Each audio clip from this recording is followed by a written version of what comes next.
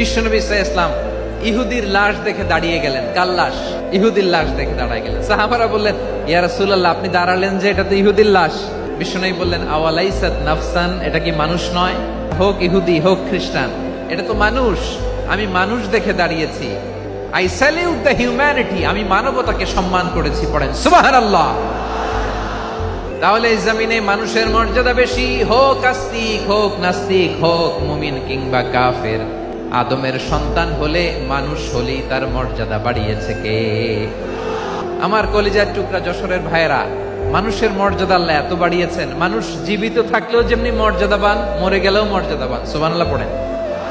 মানুষ মরে গেলে এই ডেড বডিটা কি হয়? পচে যায়, গলে যায়, মাটির সাথে মিশে যায়। তাই বলে আপনি ডেড বডির সাথে যাচ্ছে তাই করতে পারবেন না। পারবেন? কেউ যদি অন্যায় করে, তাকে যদি আপনি শাস্তির আওতায় আনেন, যা মনে চায় করতে পারবেন না। তারা আগুন দিয়ে পোড়াতে পারবেন না, নাক কাটতে পারবেন না, কান কাটতে পারবেন না, অঙ্গ বিকৃতি করতে পারবেন না।